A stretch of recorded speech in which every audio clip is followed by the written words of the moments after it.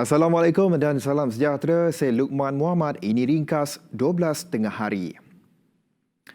Projek Hidroelektrik Baleh HEP merupakan projek hidrokuasa terbesar Sarawak Energi Berhad setakat ini. Berkapasiti 1,285 megawatt, ia telah mencatatkan pencapaian penting dengan kejayaan menyiapkan terowong dua lencongan pengalihan sungai dan kerja-kerja penutupan pada Oktober. Upacara memohon rahmat atau miring telah diadakan pada Rabu berikutan permintaan masyarakat setempat bagi menandakan penyiapan yang selamat bagi pakej penting projek ini.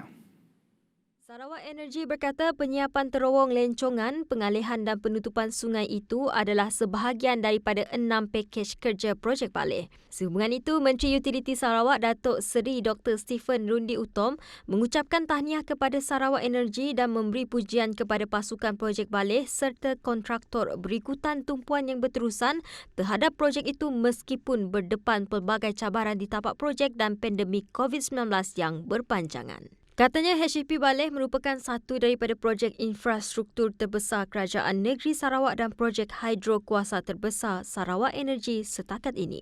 Sementara itu, Ketua Pegawai Eksekutif Kumpulan Sarawak Energi, Datuk Syarbini Suhaili berkata, HEP Baleh akan menyumbang ke arah mengekalkan status syarikat itu sebagai penyedia tenaga boleh baru yang terbesar di Malaysia. Tambah Syarbini, apabila ia beroperasi sepenuhnya pada 2026, HEP Baleh akan menyertai loji hidro kuasa Sarawak bagi menyokong aspirasi Sarawak untuk menjadi kuasa tenaga boleh baru dan mampu milik serantau. Kementerian Kebajikan Kesejahteraan Komuniti Wanita Keluarga dan Pembangunan Kanak-Kanak KWKPK menyediakan beberapa pangkalan harapan bagi persediaan menghadapi bencana banjir di seluruh negeri Sarawak. Menterinya Datuk Seri Fatimah Abdullah berkata, pihaknya sudah melakukan persediaan termasuk dari aspek logistik, keperluan penempatan dan makanan yang siap kepada semua mangsa yang akan ditempatkan di pusat pemindahan sementara. Khusus untuk banjir ini, persiapan yang telah dibuat iaitu bekalan bantuan makanan di pangkalan hadapan, forward base we call it, pangkalan hadapan dan kawasan mangsa yang tidak berpindah.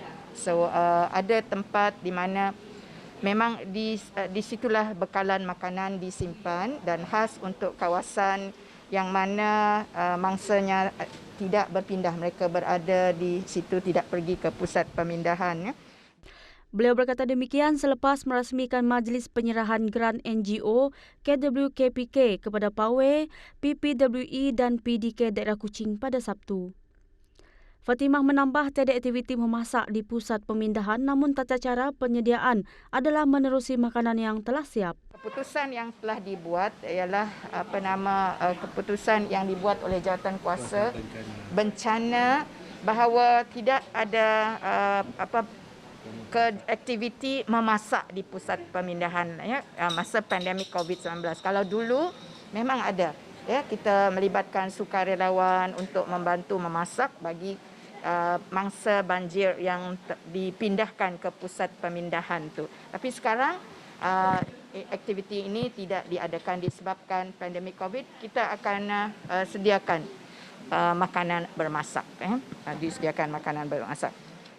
Sementara itu, Fatimah turut ditanya berhubung isu kesulitan pasangan bukan warga negara yang terpaksa menanggung kos pembayaran tinggi sepanjang tempoh karantin. Katanya ia tertakluk kepada keputusan Jawatan Kuasa Pengurusan Bencana Negeri Sarawak JPBNS dalam penetapan prosedur operasi standard SOP mengenai tata cara kemasukan ke negeri ini. Sebanyak RM20,000 dana disumbangkan oleh Lembaga Kemajuan Bintulu BDA kepada Kelab Rekreasi Pejabat Kesihatan Bintulu pada Sabtu. Menurut Pegawai Kesihatan Pejabat Kesihatan Bintulu, Dr. Melvin Chong Sien Liang, sumbangan tersebut berperanan membantu memastikan kelancaran pengurusan klinik serta kesiapsiagaan menghadapi gelombang ketiga pandemik COVID-19. Kata Melvin, pemberian ini sekaligus akan memberikan manfaat kepada pelanggan semasa mendapatkan perkhidmatan rawatan kesihatan di klinik berkenaan. Ini kerana bilangan khemah sedia ada masih tidak mencukupi untuk menampung bilangan pesakit yang mendapatkan rawatan atau saringan COVID-19.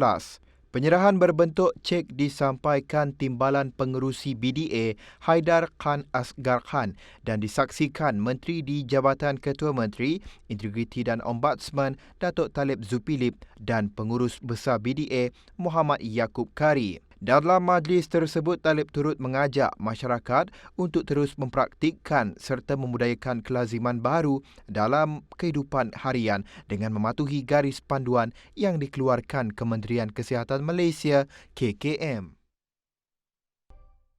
Langkah Perintah Kawalan Pergerakan Bersyarat PKPB yang dilaksanakan di beberapa negeri telah berjaya mengelak angka jangkitan kes COVID-19 daripada melonjak secara mendadak dalam negara.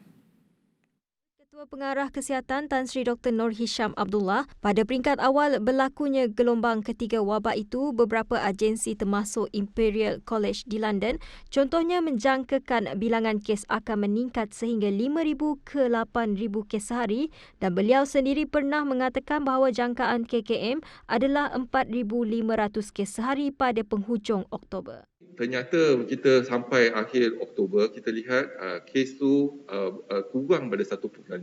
Berarti kita dapati dengan tindakan kesihatan awam kita dan juga tindakan kita untuk duduk rumah, patuh kepada SOP, kita dapat kurangkan R0 daripada 2.2 kepada 1.5 dan 1.5 kepada 1. Iaitu menggunakan kaedah CMCO, mengimbangi kesihatan dengan ekonomi dan juga mempertingkatkan aktiviti iaitu kesihatan awam di lapangan. Tambah Dr. Nur Hisham, pada peringkat awal penularan pandemik COVID-19 di Malaysia, kerajaan telah melaksanakan PKP yang terbukti berkesan memutuskan rantaian jangkitan namun menyebabkan negara kerugian kira-kira RM2.4 bilion sehari. Jadi pada peringkat awal iaitu pada bulan 18 Mac bulan 3 kita laksanakan MCO, total lockdown.